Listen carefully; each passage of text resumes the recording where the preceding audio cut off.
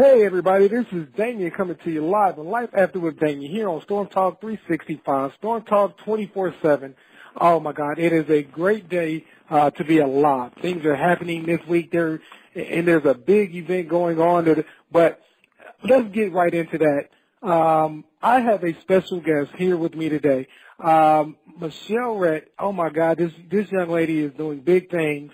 I cannot wait to finally meet her in person. You know, I keep hearing her podcast, and I keep talking to Mom about her. Everybody know who Mom is. I've been talking to Mom about her, and she has this event that is going on, and I definitely had to get her on. Michelle, are you there? I am here. Hey, Damien, how you doing? I am doing fantastic. How about yourself?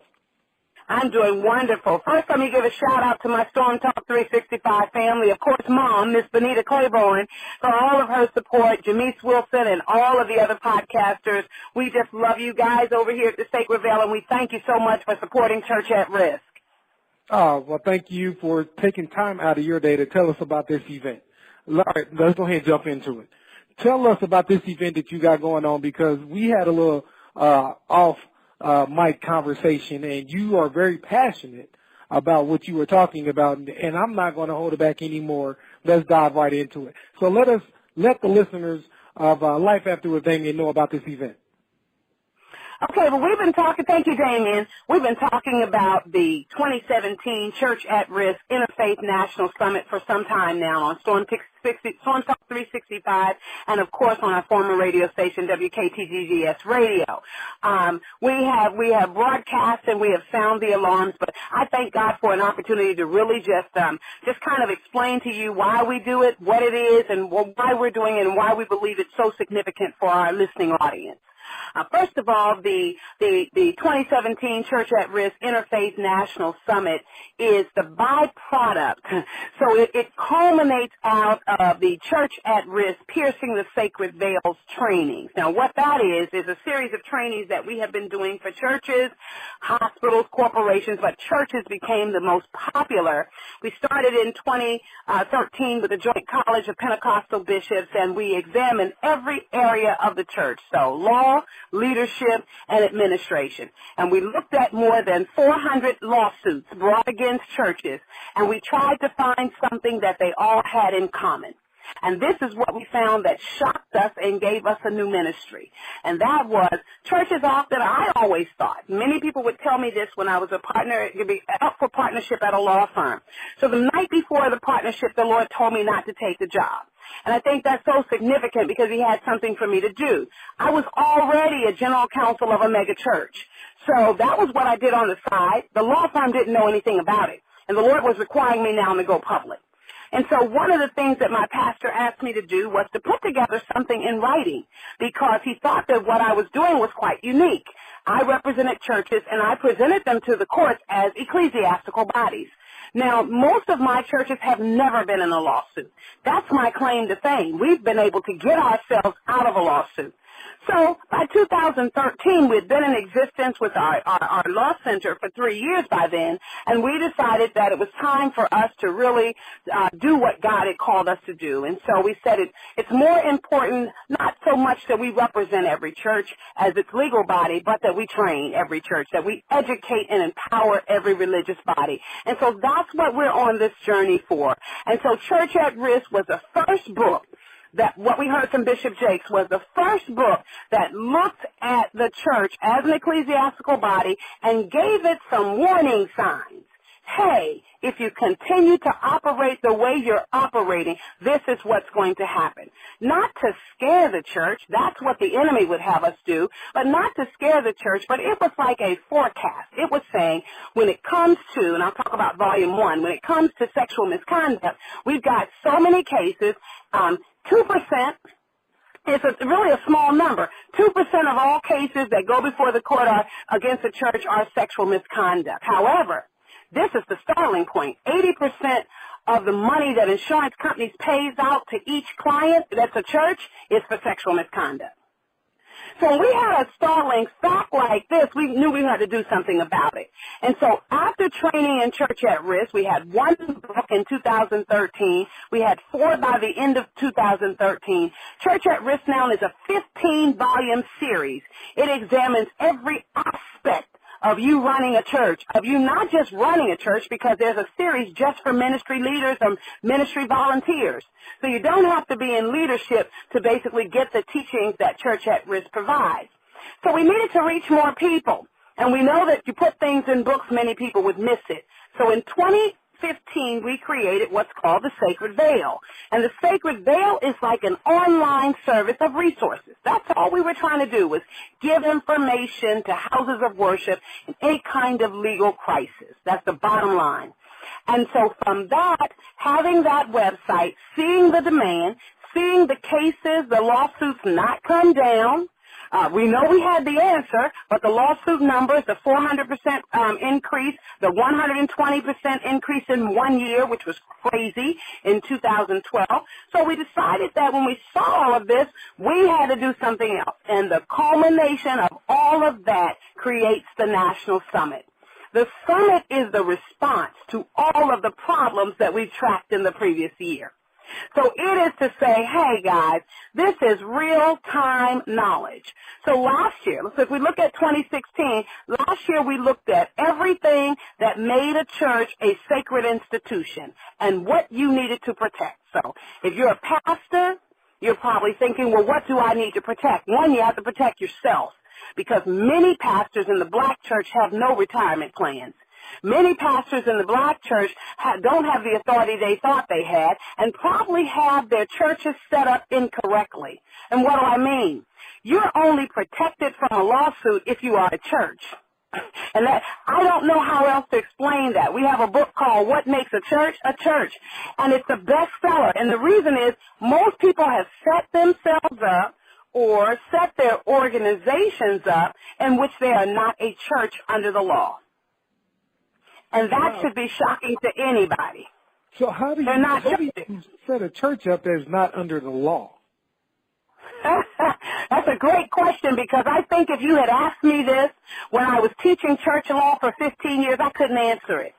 Damien, I really just could not answer that question. I didn't know that you could do that. I thought, like everybody else, that when you set up a church, all you had to do was have a bunch of articles of incorporation. You say you're a church, and you're a church. And that is a wrong answer. And that's the answer that many people think is right. Right, because that's what I thought, just talking to some people who wanted to start a church and thought that they were doing it the right way, because that's just what they were told. So, yeah, that is very intriguing, because I had no idea about any of that. I just thought, like you said, you put some articles in, you do what you're supposed to do, and you're a church. But I did not know the other legal ramifications that were all involved in that, because, like you said, I'm not an attorney, so I don't know what to look for or where to look. Exactly. I think that that's a strong statement that you made. You just said the answer to our problem. You said, I am not an attorney. When I asked churches who set this up, it's a board, it's a group of founders, it's a people that love God, they love God's people, but they don't know anything about building a legal infrastructure. A church, regardless of what we want to say, having grown up in the church, been saved and sanctified, filled with the Holy Ghost since age 9, been preaching, teaching since, oh God, long time ago. I'll date myself if I tell it. But the thing about it is we just do this out of compassion, and we're passionate people. But who decides in these United States of America? This is a problem that number 45 ran into. Who decides what makes a church a church? It's not us. It is the IRS. And the IRS has specific guidelines as to what makes a church a church. And let me tell you something, because I advise them now. The IRS guidelines aren't even truly correct, because the IRS never got in touch with the courts. The courts never got in touch with Congress. And so they left it up to the First Amendment and thought that would have been enough. And so we keep having this battle of, I would call it, Damien, this tug of war between each of these agencies as they try to regulate churches. And the problem is what we're talking about at this year's summit. It's a thin line between church and state. And until you understand the blurred lines, you'll never be able to understand why these churches are getting in trouble. Okay, see, that was a question I had since I've been listening to you and we had the conversation. Back when the founding fathers, they did everything, they separated church and state. But I've never understood how you can separate church and state, but we still pray before events or whatever the case may be. But then you try to tell us that we should not have church and state together. How is that coinciding within the legal ramifications? That's an excellent question, Damien. Goodness, I need you on my show, so you got to come on my show and just pummel me with questions, because this is what people aren't asking. You just defined it. You have defined everything so well, so thanks for the research in this, because that's the problem. That's the dichotomy that this country has. This country is built upon religious principles. We are the only nation that says, in God we trust. So everything, the backbone of the nation is to protect religion. It's the First Amendment of the Constitution, the right, the freedom of religion. So what that means is, okay, I've given you this protection to make you sacred. And anything sacred, the government cannot touch. The problem happened because at no time did our founding fathers ever foresee religion going where it has gone today. Well, I can see that. You see that? Yeah, I can see that because we have so many religions that are not really religions because people just don't want to be concealed up under one God. And I can see where people are starting to run away from the traditional church because nobody knows what the traditional church is talking about anymore. Well, that's a good point. Uh-huh. And that's just one of the things that I've looked at. I go to church here in the state of Indiana. I go to Eastern Star Baptist Church. My pastor has been with that church for over 20 years. So I've gotten a chance to learn this man. But if I ever thought about venturing out, I don't understand what other pastors are doing because I would hear my friends talk about things, but I don't understand what their pastor is talking about because I'm like, hold on, that goes totally against what my pastor said. But we always know, because we were taught by Grandma and them, that God has always been one word. But the way that the Bible is set up now has been passed through so many hands. How do you differentiate what the pastor is really saying and what the word is really saying, and to use it in a way to where we can all understand it in the same amount of time? I know you may not have all the answers to that. It's just one of those things that's always been pondering in my head. Well, I'm a common law professor, so I've taught constitutional law for over 20 years. So you just nailed it. I'm gonna give it to you the easy way. The First Amendment is not about God. The First Amendment is about your right to believe in something that is sincerely, is what we call it under the courts, a sincerely held belief. So if you get enough people to follow you, which many people have done, and they're believing in the trees, there are religions that worship trees, and they're following you, and you've got a history to that organization, you have a distinct history, you have a group of people that follow you, you've got writings and stuff to support what you say, even if you wrote them yourself, then you are a religion in this country. Remember that atheism is a religion under the First Amendment. The right not to believe in God is a religion. And so I think, yeah, exactly, it gets people to thinking. So I think where many churches have gone wrong is they believed that unless you were either worshiping who they believed in, you were not a church. And so if you didn't serve Jesus Christ, you're not a church. And they dismissed. And that was the one thing that the Lord told us last year, when we had last year's summit, the Sacred and Protected Church Beyond Compliance Summit in Capitol Heights, Maryland last year, was at a church. Many Muslims, Jews, atheists and stuff, of course, not going to come into a church. Not Seventh-day Adventists, Jehovah's Witnesses? They said, we're not coming into a church. So we left out an entire audience that was interested in what we had to say. They believed that religion is a sacred institution and that it needs to be protected. And for the first time in 50 years, we're seeing some of the most heinous acts of religious persecution right here in the United States of America.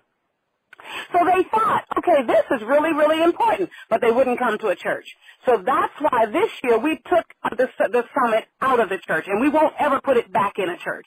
We will keep it out of the church, and that may have offended some of our pastors, but that is the truth. If I'm going to represent God, I have to represent all of God's people. And there are people of God that do not go to church. They won't come into a church structure. Their structure is a mosque. Their structure is a synagogue. Their structure is outside. But they have the right to be protected. I'm called by God to be a constitutional expert. I don't want to have that title. That's what the Supreme Court and others are calling me. And so they're coming to me and saying, you're not addressing everyone's issue. And so I've spent the last year or so, probably more than last year, but the last year I've really concentrated on that criticism. And I realized the only way we were going to reach all the masses, like God expects us to do, is if I was going to add one word, and the word is interfaith.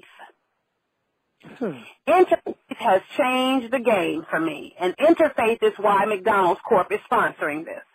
Interfaith means every faith, every religion, and so there will be atheists that might show up. Matter of fact, we just did an event. It was holy ground. It was a slave burial ground in Loudoun County, Virginia. It was, it's going to happen again on November 12th. And let me tell you, what we didn't think, we were talking to people and they were like, well, I'm an atheist. So we were like, okay, we have prayers. They sit right there. They're just as respectful. They didn't walk out.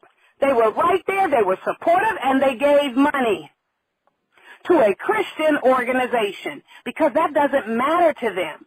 It only matters to Christians. It doesn't matter to people that are non-Christians. They're like, if you're saying something that's a great cause, we need to give you money. And they've been giving money, and I miss that. I miss that, and I said, God, forgive me. I will never be guilty of that again. So to answer your question, you say, how is it? Yeah, in this country, we need the church to realize that the unchurched that we have turned our back on, the unchurched is who God wants us to go out and get. Bring them into the church, and because the church is us, it's you and it's me, Damien. It's not a building. It's not a building. There's no requirement that you have a building under the IRS code for churches. What the requirement is that you have a place of worship and that you do it consistently. So you're not a church if you only meet every 6 months. You can only be a church if you meet regularly. You have an established form of worship. You have an established congregation. If it's 1, 2, 3 people, it's got to be somebody. And they've got to routinely practice what you preach. The sad thing, Damien, is that most of the Constitution and the charter documents that I read, we read over 900 a year. Most of them that I read and revise, when I look at them, I'm scared because they look like we're forming the Masons, the Eastern Stars. It looks like we're forming Alpha Kappa Alpha, something other than a church. Yes. And so they don't say anything about these sincerely held beliefs, or they talk about their sincerely held beliefs and condemn everybody else. And that is very true. That's where the churches are going, and that's why people are running away from the church, because nobody understands, like I said, what the church is all about. Right. Growing up, like I said, I went to Eastern Star. That was my home church, so I understood that church. Now, if you try to take me outside of that church, like a friend of mine, yesterday, her church had a Halloween trick or treat for the kids, and I'm like, I've driven by this church many a times, but I've never been on the inside. Because I didn't know, I just see grace, and anywhere you go in the United States, somebody's got grace in their name when it comes to a church. Right. So you don't know, you have no idea if this grace is connected to that grace or if it's doing their own thing, and you have no idea what's going on in that church. And just being in that church yesterday, it was a nice warm environment. I saw a couple of kids, since I coach high school basketball. I saw a couple of kids and from the team that was in there. I was like, hey, you guys go here? They're like, oh yeah, Coach, this is a great church. We've been coming here for years. But on the outside looking in, I just see a big mega church, not knowing if it's like a Bishop T.D. Jakes type church, or if I'm going to a church that when they go in there, I have no idea what they're worshiping. So, but knowing these kids, now I have a better outlook on this church than I did just driving past it, not knowing what's going on the inside. So, wow. Yeah. Wow, that's really inspiring. What you just said is really inspiring, Damien, because you represent 90% of all people. Most people only attended their church. I like the fact that I represent churches, and so I made a deal with myself. When I decided to give up that partnership in the 90s, I made a deal with that was in 2004. But when I made a deal with myself, and that deal was that I was going to visit other churches. And because I'm military, my family's military, so my father, we moved all over, my brother's in the military, and so cousins in the military, and so I'm used to traveling. So it's nothing for me to be in one state one day and another the next. And I made up my mind that I was going to visit the churches that were there. And they have become my favorite places. As we've gone to mosque, I used to go at lunchtime at work, and I said, well, who are those people? What are they doing? They said, oh, that's a mosque, and they have service at lunch on Wednesdays. So I got a whole group of people, and we started going. We had the best time of our life. Then we found the synagogue. Well, what do they do? Oh, they have sponsored book clubs. The way I learned how to sell my books was from the Jews. And I tell everybody, I went to the synagogues, and I had a wonderful time. I ran into Terry McMillan. I ran into some of the best, Walter Mosley before he died. I mean, just incredible. Elin Harris. This is where people meet. They're not going to meet in our church. They're going to meet at places everywhere, and it is incumbent upon all of us to do that. The sad thing is, the most segregated hour of the week remains 11 a.m. Sunday morning. Yes. Yes, it does. We are segregated. And God is not pleased. And so one of the things that the summit does is that we address real-life issues in faith communities. And so this year we decided, in looking at the separation of church and state, when we started fasting and praying, God said, look at the separation of the faith community. Forget about the government. The issue for us is the faith community. The faith community is divided, and divided we will fall. So on Thursday night, November 9th, the way we open our summit every year, and we will continue to do this as long as God calls us to do it, and we've had several challenges that say drop it this year. But as long as God calls me to do this and allows me to live this long, glorious life, I would like to make sure that the opening is always a community event. So this year, our opening is with all the interfaith councils. Absolutely. I try to learn what to say. You should see me, Damien. I'm like, well, can you say that, Sam? Do I need to do this? What do I need to do? Because I don't know protocol in any of these religions. And you know what they're telling me, Michelle? Just be yourself. We are so used to, we live in America, so we're used to Americans doing things. Just be yourself. But we're bringing Christians, Muslims, Jews, Shiites, Baha'i faith. Oh, goodness, I've got so many other religions I've never heard of, and that I'm just so excited. And we're coming together for a night against hate. We're taking a stand against hate because in this area, 27 youth lost their lives. And when we lost their lives to crimes based upon what the police thought were race, but when we relook at them as a constitutional law professor, they were religion. And so the police were like, oh, my God, we missed that. You know, and so we want to honor those people. Mm-hmm. Yeah, I never would have thought of it because all we hear about nowadays is race. Yeah, we don't think about the religion aspect of it. Exactly. We have to put it in a box. Nabra Hassanin was murdered earlier this year, right during Ramadan, because she was with her girlfriends walking on the street. A car drove up. Gentleman was talking to them, started calling them names. They were all had on their attire, calling them names. She said something. He came out of that car, grabbed her, threw her in his car, and drove off. 2 days later, her body was found. When the friends called the parents to say what was going on, the parents called the police. It took the police more than 48 hours to get a search team.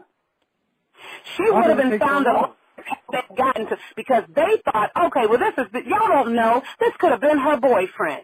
Maybe it was a stage. You know, young people, she's 17 years old. Maybe she had it like that and her boyfriend threw it in the car.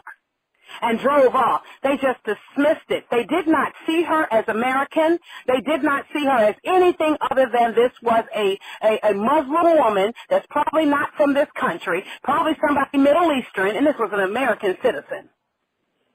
They never saw it as a religious issue until Imam Muhammad Majid, who we are honoring this year, got involved because she was from his mosque and said, this is a human being, regardless of what you think. This is a human being, and number one, it's a child.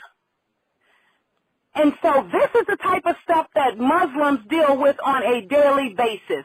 The perception that they are from the Middle East, against whites, against blacks, and against these United States of America. And so, unfortunately, this young woman lost her life, and those two other girls are traumatized. They will go through the rest of their lives scared to be on the street by themselves, scared to go to school alone.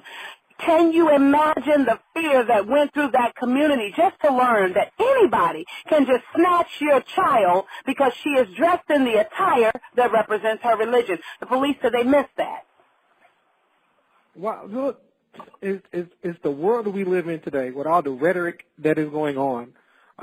Muslims are hateful, Jews are rich, and black people are just lazy, and white people are privileged. Exactly. And I don't know what they say about Chinese because I haven't talked to any Chinese people lately. Well, they say a lot about them. They're just rude. I'll tell you from having a lot of Asian friends, they're just rude. And Koreans hate Chinese people, and I never knew that until my parents lived in Korea. And so later I have some Korean friends. And so I was asking them something, and they're like, she's not Korean. She's Chinese. We hate Chinese. I thought, oh, my God, what in the world have I got myself into? But it's very funny. It is so funny, Damien. Prejudice is so real.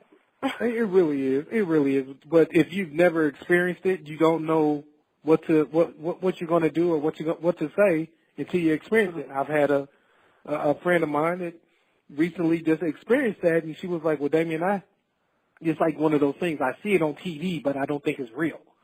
But then when she finally experienced it, she was like, "Wow, this is what black people have to deal with on a daily basis." I said, "It's not a daily basis. It's just who all you encounter for that day." You may or may not have a day to where you feel suspect to where you don't know if you're going to go home. But then you're going to have those days to where something may happen. You're like, I hope I can make it home to my family today.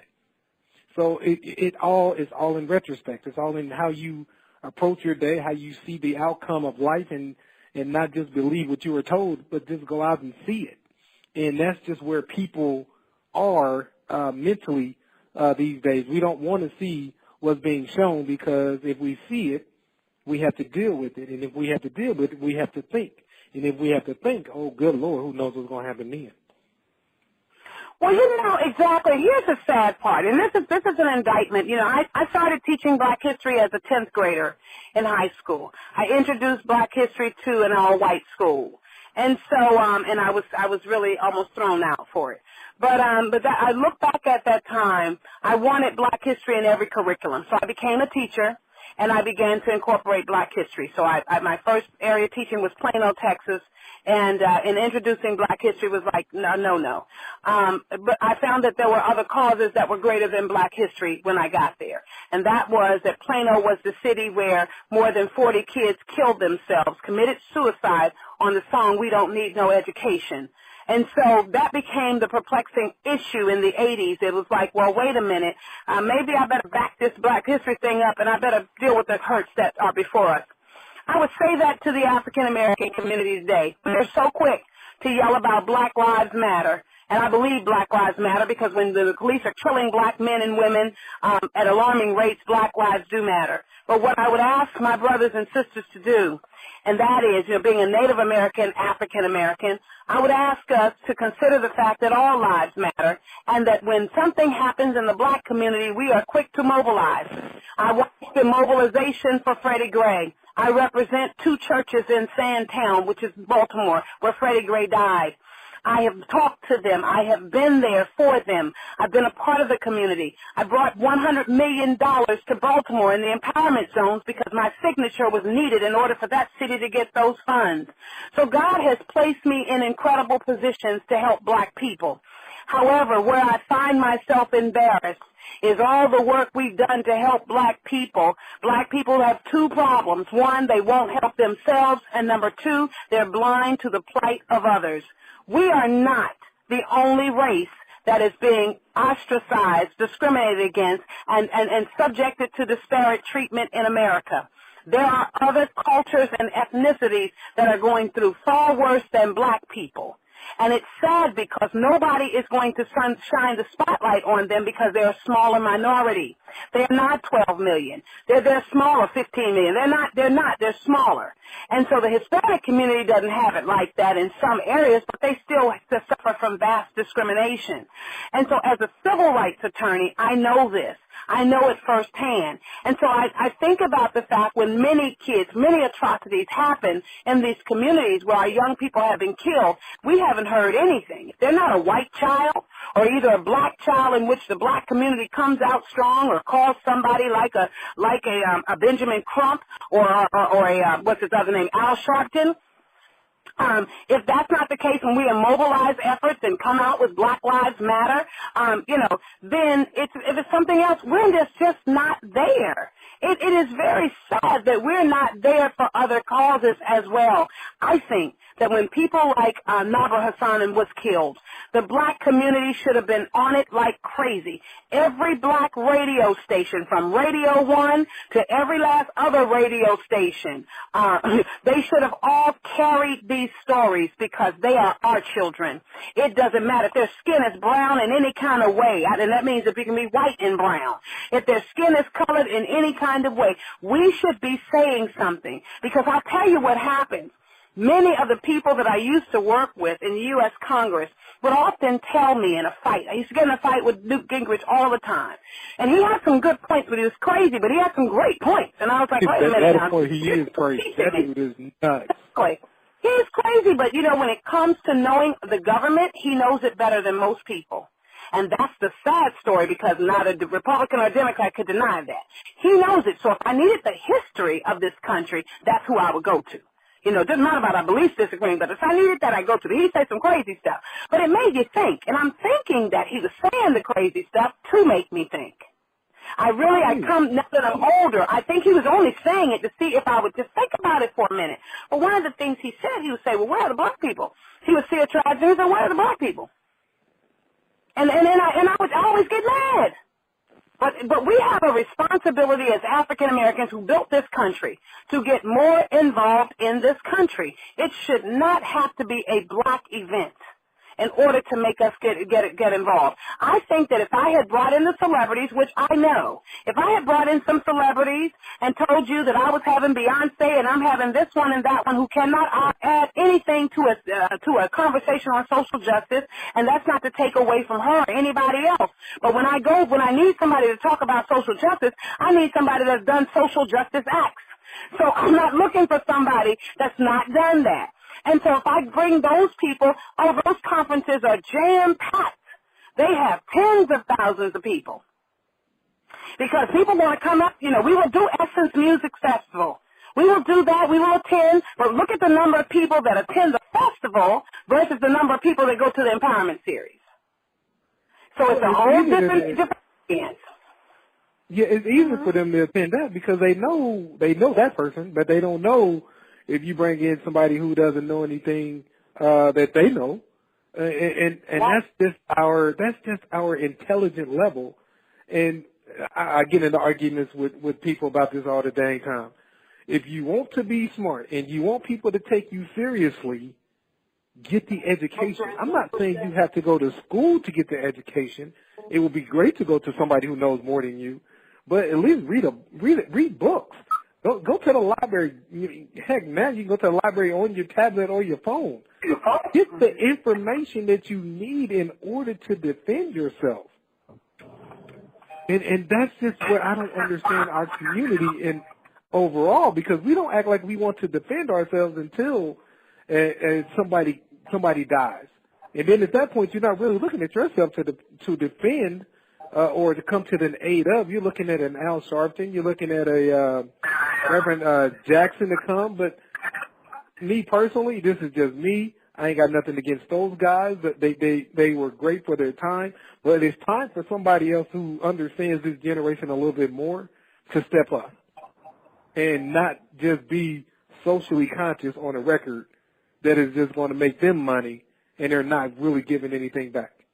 So that's just my perspective. That's my anal thing when it comes to how people are now all of a sudden now want to start stepping up because Colin is talking about what he did a year ago, and then it takes Donald Trump to get other people to talk about religion and how things are being perceived and things of that nature. Oh my God, I can talk about that forever, but that's here nor there. Now, I would like to ask you a question, young lady. Who all is involved in this conference? Who's coming to speak? Did I lose you? Hello? I think I lost you. Hello, Michelle, are you there? Oh, shoot. Callers, let me see if I can get her back. Sorry about this. Let me check and see what is going Damien, on. did I lose you? Yeah, I think I lost you for a minute. I'm not sure if you heard my temper tampering or not. I did. I was listening.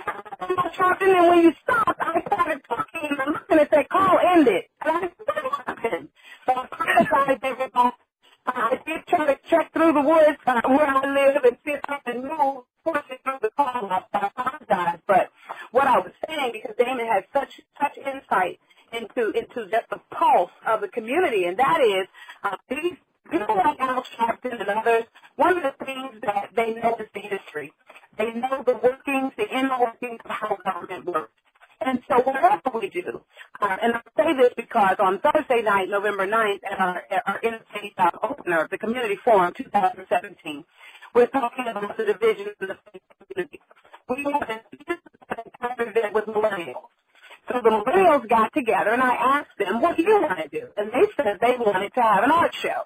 So the millennials will have an art show, and it will surround all of our schools. They'll be surrounded by their thoughts of what social justice is. I think that's important, that whatever we do as a people, that we integrate all facets of the community. And so I have 40 children that people have called at risk that I'm sponsoring from the city of Baltimore that will be joining us in Arlington, Virginia on the 9th for the Community Forum 2017. They will be joining us. We'll be sponsoring them. McDonald's is sponsoring their food. McDonald's is taking care of the food for all the young people. And so we just wanted to make sure that whatever we do, no matter how serious the conversation gets at night, the beginning of it involves everyone. So the millennials, the older ones that are in their 20s, they're hosting the art show, and they have these incredible sayings and photos, and Black Lives Matter. There'll be something there saying Black Lives Matter. But what is important to them? So we asked that they put what was important to them on the wall. Okay. Not us. So, and I think that's very important because we can never understand the other generations unless we are willing to have issues or events. Is the type of in which we have engagement with not just other cultures, other ethnicities, other belief systems, other lifestyles, but other ages. I wanted the age range. The youngest person there was probably the 5-year-old. From 5 to 70 will be in that room. And this is the start of a discussion that actually it goes into from the discussion to an article and then to action steps. The summit is not a place where you come because you're coming to just get some information and go back to your organization or your city and you just do nothing with it. The summit is a strategic action plan. It is designed so that we could create strategic alliances across faith. That's the main reason. Strategic alliances across faith. So you know what? When that child gets shot, God forbid, or when that woman or man gets fired from their job because of some sort of protection, in the first place, we have in every community the right resources to help them. I am so tired of seeing African Americans and other cultures without the assistance that is readily available right in their own community. And so if I can get us to realize that we are indeed a brother's keeper. That's the message I want to take to the grave. Definitely, definitely. Now, with everything being said, we have talked for, I think we're going on an hour. Who knows? I don't know, because I love this conversation. I can talk about this forever. Give us a little taste of some of the people coming to speak. Okay. On Saturday night at the community forum, we've got Dr. Lance Watson from the St. Paul's Baptist Church in Richmond, Virginia. We've got Imam Rizwan Chaka, who is probably one of the most eminent Muslim leaders in this country. We have him. We have, I can't think of chaplain's name, but there's another chaplain that's coming to be with us. We've got Rabbi Amy and Rabbi Betty coming from the Jewish community. I'll be there too with the Singing Sensations Youth Choir of Baltimore. We've got Pastor Michelle C. Thomas out of Holy and Whole. She is the executive director of the Freedom Center in Loudoun County. That is one of the most sacred grounds where slaves were buried.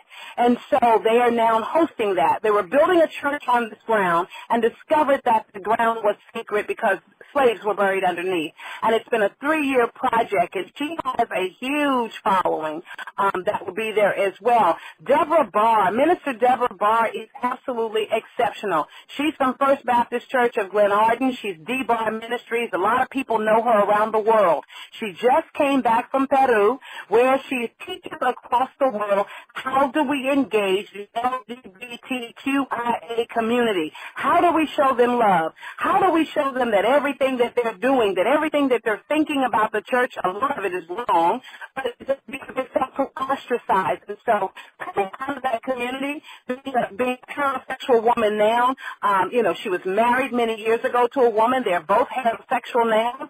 A year later, because someone showed them an act of love that they couldn't forget. And when they prayed about it, God told them that they were living wrong. And they then go out, and she goes around the world. She has books called All Things New, teaching the LGBT community about the real message of Jesus Christ, the real message of inclusion. And so that many people have turned and basically have said that they wanted out of that lifestyle and that she was the anchor to get them out of it. She's absolutely incredible. I know I'm leaving off someone because the flyer is not in front of me. We will actually have more than 40 speakers that evening from around the interfaith councils around the country. So we're just really excited about that evening. Like I said, the Millennials Art Gallery, there's a networking session at the end of this. There's this, dynamic discussion that Harvard University, that's who I'm forgetting, Harvard University of Cambridge, Massachusetts, how can I forget them? Harvard John, I call him Dr. He told me the other day he's not a doctor. Everybody calls him this. But his name, we call him Deacon John Sibley now. But he's out of Harvard University. He lives in Knoxville, Tennessee. He'll be joining us as well. Just got some great people. Of course, from Storm Talk 365 will be a part of us that entire weekend. On Sunday is the Empowerment Series. And that is a full day of instruction. We have 3 workshop tracks, law, leadership, and administration. And we have speakers from all over. Bishop Rhett Bryson from the Word of Life Kingdom Center in Fort Lauderdale, Florida. She'll be with us Thursday as well. She's going to be with us every day. But Bishop Rosetta Bryson is a keynote presenter. Bishop Laurie Frazier from Word of Faith. I think he's the presiding prelate of, I'm going to get it right in a minute. I want to say Eagles, but Eagles Fellowship Covenant. It's so many names that I know of, but Eagles Fellowship Covenant. Wow. Olympic medalist Mark Clear. It will be with us. Goodness. If I could go on, Dr. Sharon Sauls, a B-Leg consultant, has churches around the country. Church strategist Dr. Fred Snowden will be with us. He's helped churches. He took a fledgling church 7 years ago, took a fledgling church, and 7 years later it's worth $50 million. Absolutely incredible people. Oh, goodness. We've got a new flyer out. Check us out at www.churchnationalsummit.com because we've got this new flyer that's coming out that actually shows all the speakers, and I'm just blown away. Dr. Lisa Wea from the New Bethlehem Baptist Church, Sandtown, where Freddie Gray died, the church that they're giving a lot of land to. That's Dr. Lisa Wea. She's the secretary of the Kingdom Association of Covenant Pastors, one of the largest groups of pastors. Bishop Jakes is on the board. It's run by Bishop Walter Scott Thomas, New Psalmist Baptist Church. I mean, we're honoring, 12 people are being honored. County Executive of Prince George's County, the most, what do they call it, the income-driven black county of the United States. Rashawn Baker will be honored this year. Gammon and Grange Law Firm. It's a law firm that's been around forever representing nonprofits. Deborah Boris, one of our honorees. Victor and Cynthia Ruiz, who are considered the mecca of the Hispanic community.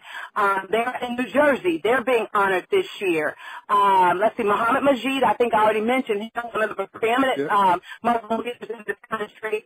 I'm trying to think of all the names. I'm trying to see the awards and think of the names of the people, but I can't say it. I know what else. Kenya Dunn, the vice president of T-Mobile Corporation, a woman who has stood for God despite T-Mobile's stance against religious activities.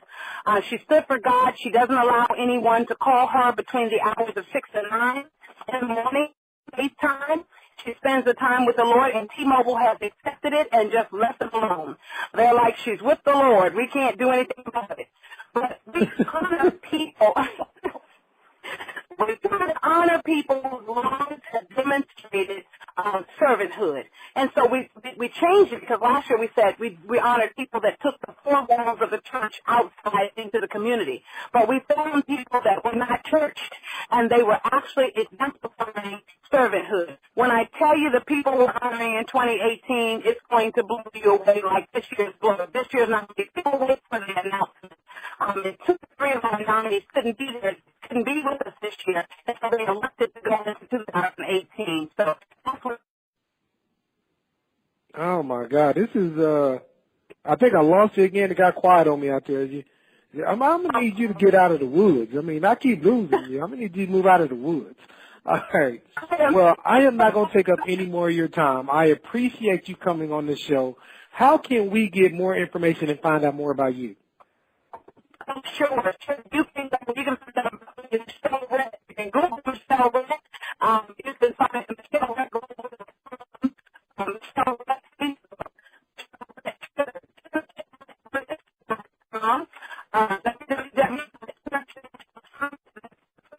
You're breaking up on me again. I don't want to lose any of this information. I don't know what's going on your end, but we're losing you again. Are you there? Can you hear me? Can you hear me now? Yeah, I can hear you now. Yes, we are the commercial. I can hear you now. Okay.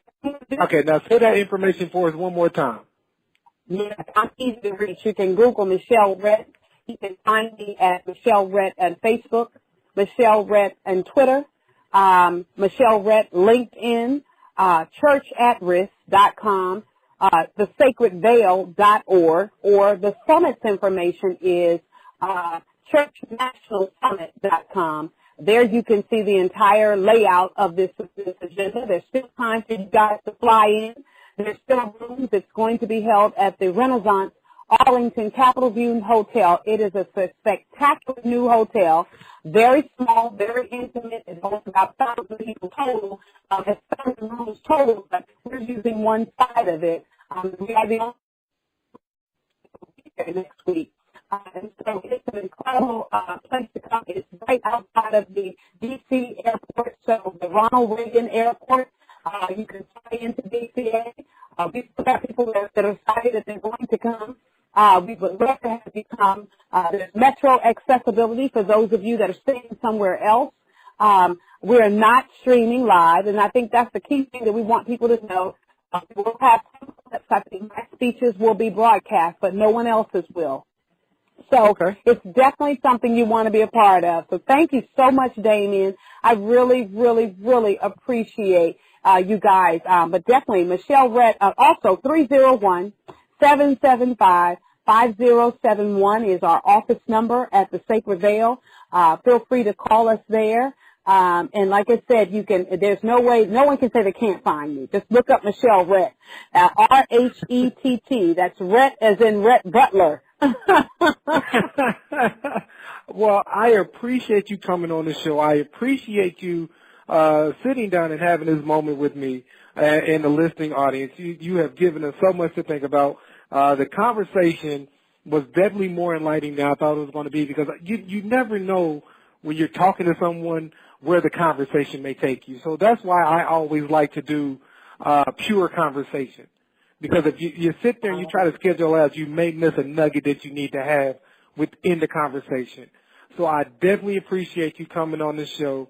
We here at Life After with Damien, we want to give our support, so we're definitely going to be plugging this event as much as we can on Facebook, on Instagram, on LinkedIn, on Twitter. We're definitely going to be sending this out, because more and more churches need to get involved in this. They need to figure out what is going on within their community. And I'm not saying that they don't do that already, but I'm saying there's a lot of things that go on within the community that not even the church knows about. So we need to get all of this involved. They need to get involved in this organization. They need to find out more information and be where the people are needed most. I appreciate you coming on the show, Michelle. Thank you so much. This is Damien coming to you live, Life After with Damien, Storm Talk 365, Storm Talk 24/7.